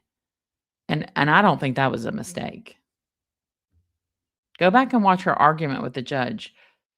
Well, judge, that's the jury's, that's up to the jury to decide. She didn't want to have it admitted that she falsely claimed that text. your daughter about that, was she upset about it, or was that a huge concern for her? Of course she was nervous, but stayed very positive. We And- both were positive. And did she find out soon after that that everything was fine? Yes. Those pictures that she took, which she took a lot of pictures that day in the kitchen, because were you aware of her social media? Did you guys communicate on social media sometimes Yes. with Instagram and other platforms? Yes. Did she post any of those pregnancy photos to her social media? No. And do you know why? Because she told me that Blaise did not want anyone to know. Blaise didn't want anybody to know. You know why? Because Blaise had a girlfriend. So she kept everything private. And this is a powerful family with money, with lots of zeros, in my opinion. And can you describe you still live in Arkansas, is that right?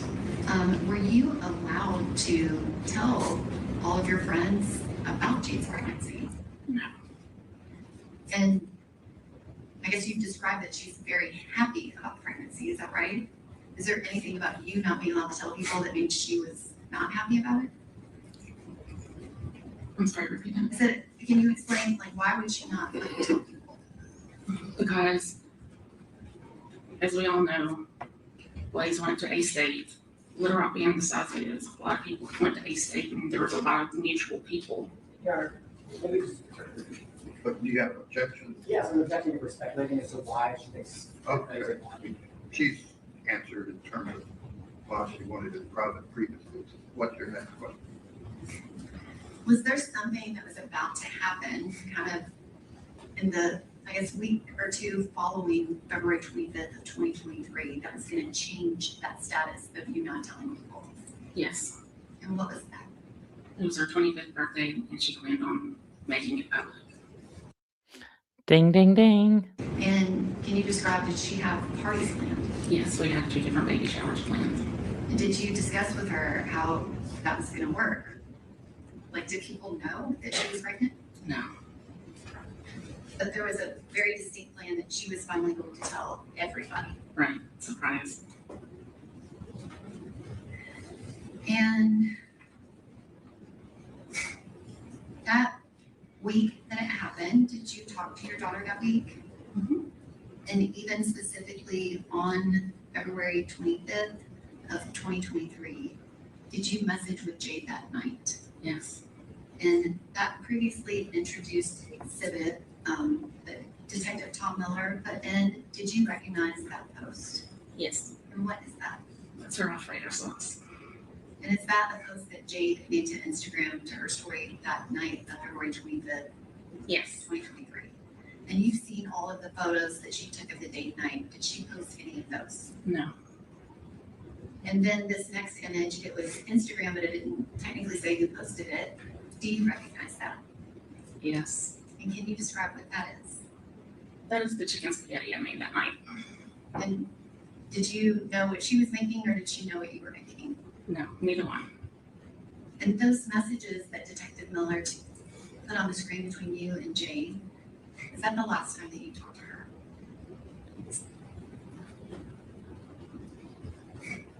Yes. Can you describe how you found out? I received a phone call from Najee Jackson. And can you describe how Ms. Jackson sounded on that phone call? She was crying. She was frantic. Just said something's happening and I'm on my way. I can't get to her fast enough. And did Ms. Jackson tell you what she heard Jade say? Yes. And what did you do when she called? My husband and I were out. We went straight home, packed a bag, and headed to Nashville. And what time did you get here? Approximately 3:30 in the morning. And when you arrived, who was at the hospital? Her stepmom stayed by her side until I could get here. And was Ms. Jackson still there? No. Were any of her other friends there? No. Was this? She was in ICU and was not allowed to have visitors at the time. Did you at any point see Mr. Taylor there? Yes, when we arrived. He was in the parking garage because he'd been asked to leave once they moved her to ICU. Had you ever seen him before? Never. That was the first night I ever spoke to him. And did he speak to you? Yes. And did he tell you what happened to Jade? That he thought she had an allergic reaction. Did he tell you anything about what Jade said on that 6-minute and 9-second call? No, that was not mentioned. And after that moment, did you see him again? No. Can you describe that time frame of being at the hospital? Who was there and kind of what was going on? For the first few days, only her parents were allowed in the room. And then once we determined. Which means first, I'm going to get to that part. But before that, when you first got there, were there still police there at the hospital? No. Was anyone there to interview you and tell you about a criminal investigation? No. How did that make you feel? At that point, I just wanted to get to my job. At some point when you're at the hospital, I guess, can you describe what's going on as far as any police activity that first day? I did not see a police officer during the day. Before I arrived, her stepmother was the one in contact with, I guess it was the detective. And I guess at some point, did you get your daughter's phone? Yes. And when was that? Once I got there, her stepmother gave me her phone and her keys. And when you got her phone, what did you do with it? Put it in my purse. At first. At some point, did you look at her phone? Yes. And did you have her daughter's passcode? Yes. That kind of shows how close you guys are. So you had her passcode to get in her phone. We had the same passcode. And when you got in her phone, what, if anything, did you do? I went directly to her Blink camera. And that's that camera that we saw that should have been to the left of the stove. Correct.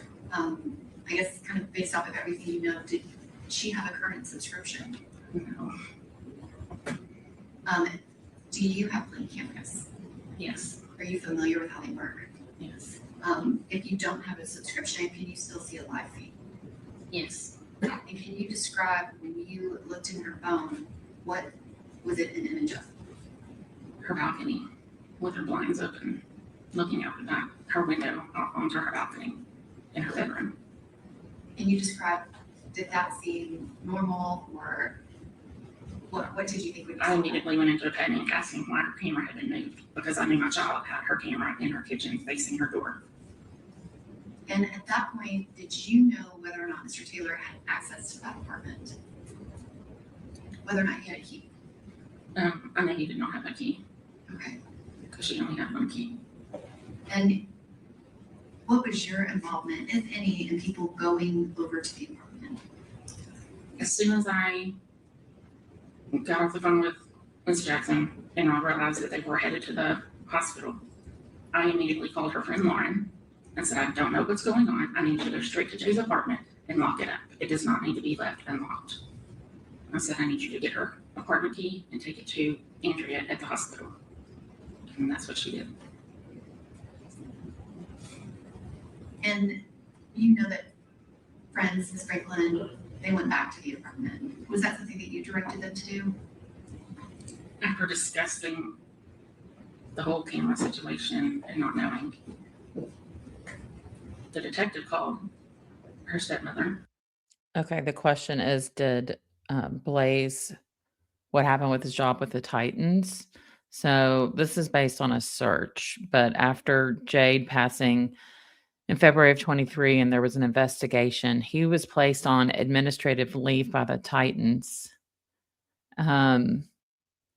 Then we know he was arrested in March of 24 in Utah. And at that time, the Titans confirmed he was no longer employed by the Titans, but he was in Utah working as a sports analyst, I think, for Utah State or something like that. So we don't really know if the Titans, if he resigned or if he quit or he was forced to resign, we don't really know, but he was out there in Utah. So pretty wild, not typical to leave a job with the NFL and go work in college football. Andrea Brown. She asked, could we go to the apartment? And we were told yes. And was that the detective that was there the first night or Detective Reese? The one that was there the first night. I mean, let me just say, for most people, some people do prefer college ball, but for a young person, I find that suspicious, but. Okay. So your impression is that you all had permission, nobody else was coming? I would never have gone into that apartment if we'd have been told not to.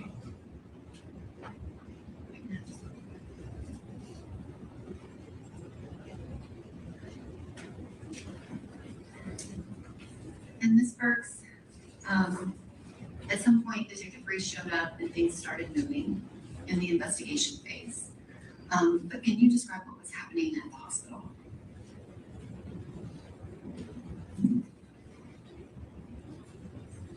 My child just laid down life support. When we got there, she was having seizure-like activity. They were pumping her with medications, but ultimately we were told her brain had herniated, and there was nothing they could do. And Ms. Burks, what do you do for work? I work at the VA hospital, Veterans Hospital, in the emergency room. And while you are not a medical professional, does your job make you very familiar with these medical conditions? I've been there 26 years. I'm very familiar with all the medical terminology. When the doctors were telling you about Jade's condition, what did that mean to you?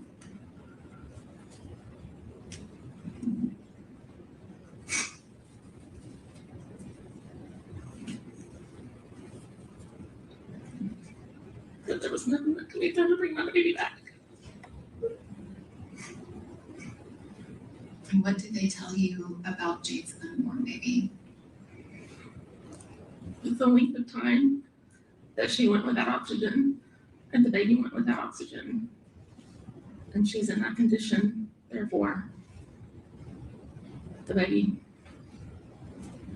wouldn't have been viable. And did you even consult with a doctor at your hospital about what they were saying? I did. And based on everything that the doctors were telling you about whether her baby could survive, what decision did Joel have to make?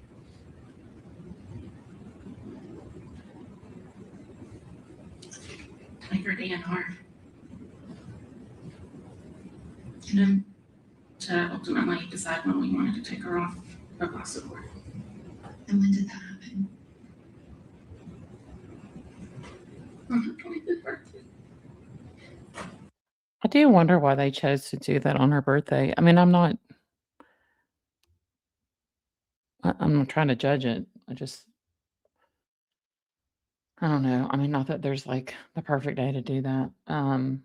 But maybe that's also, well, I don't know if she could have been an organ donor in that situation. I don't know. Thank you, Ms. Sparks. I don't have anything else.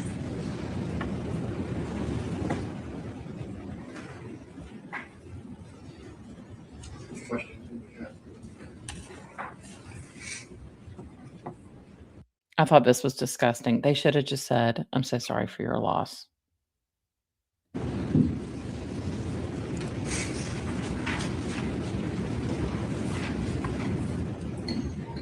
Welcome, everybody. We've just got like 7 so minutes left, and then we'll wrap it up. Ms. Burks, I know this has been very difficult. We've been here all week, or in the week, so I just have a few questions for you, okay?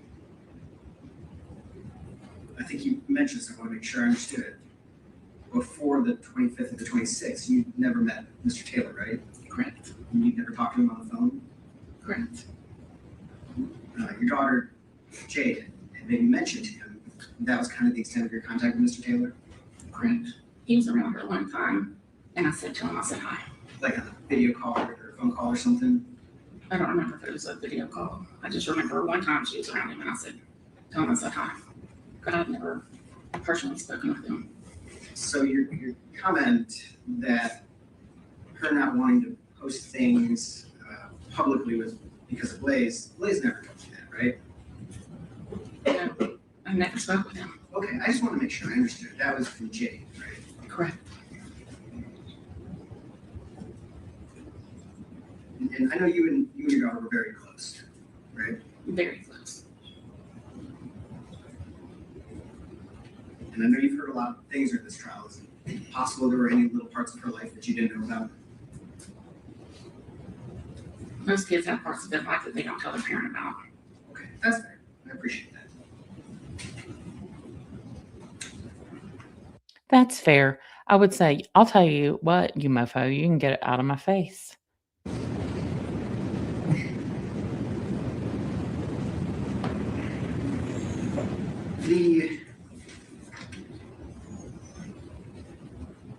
Before you, before you got, so. She's glaring at him, and then at one point she looks over. She's either locking eyes with her husband or Jan, but her husband's sitting kind of right in eyesight of her and both Jan, the prosecutor. Let me get this right. The party that you were going to have on the 25th birthday, where she was going to have a baby shower and all that stuff. We weren't having a baby shower on her birthday, or having a birthday dinner. Oh, was the baby shower around then? The baby shower was going to be in April. Okay, I'm sorry. I thought you were having like a. He's trying to act like, they're lying because I think Nija said there was going to be this baby shower. But y'all, it was her birthday. They were probably also going to give her baby gifts. This is, again, just trying to make something out of nothing. Joint birthday party, baby shower. No. Do you know if Blaise was invited to that? No, it was here in Little Rock. Okay. So far as you know, he maybe didn't even know about that, right? I'm not sure if he knew or not. Okay. Why would you invite Blaise? He didn't want the freaking baby. So you don't have any information that Mr. Taylor was even aware that Jade was going to go public about her pregnancy on her 25th birthday? I'm not sure. Okay, thank you.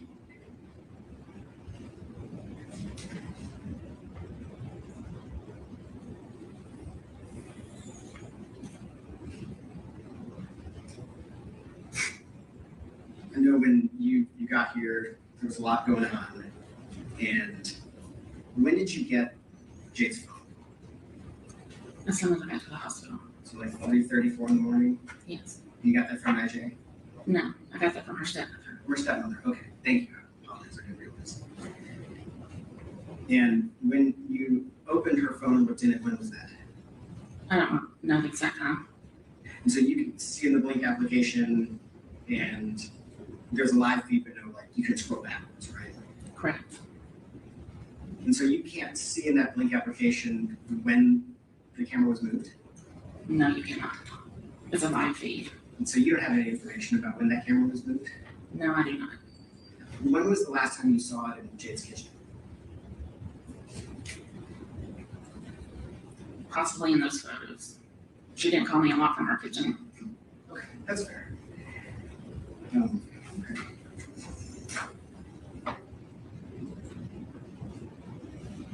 Thank you. Can you redirect? I thought so rude to not say, I'm so sorry for your loss then at the end.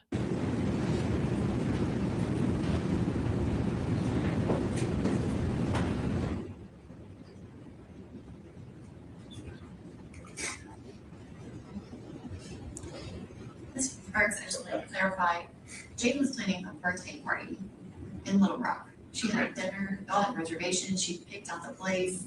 She's planning this party because you're planning a baby shower and people are gonna have to know she's pregnant before you can send out baby shower invites. That is correct. So that was kind of a big thing for her, and y'all were talking about it a lot.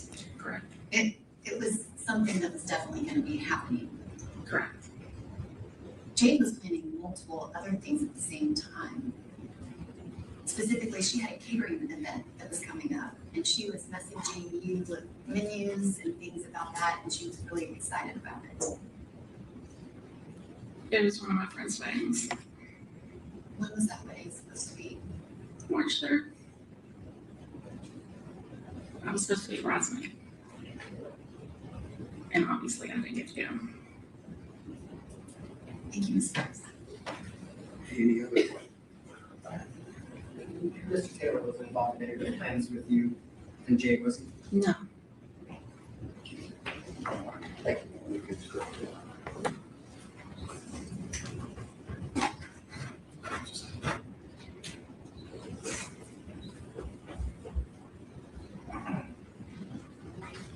Any further proof from the state?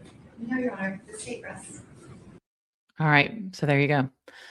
The state has rested and there we go. But this turned out to be a lot longer live. I was just like, oh, I'll just jump on real quick. But shared some different videos and things. But I just want y'all to think about what we've seen. I mean, I know people are like, well, I want to see evidence that he got the Coca-Cola and all this stuff. I don't know. I mean, we never got the exact evidence in the Corey trial either, but I think it's going to be an interesting deliberation. But tomorrow it's Letitia's turn. But I from watching the jury, I feel good. Now I got to go and watch some more this week, but I do appreciate anybody new here. Thank you. And anybody regular here. Thank you. Anybody on replay. Thank you. And yeah, if you want to like and subscribe, I appreciate it. And tonight is trivia on the Dan Markell case. Yeah, people are watching way too many crime shows. I absolutely do not think Blaise will testify. He called his dad before calling 911. I would be shocked. So thank you all so much. And I will see y'all tonight. Have a good one. I'm Blaise B, justice seeker, story keeper, and we're still watching, waiting for justice. justice.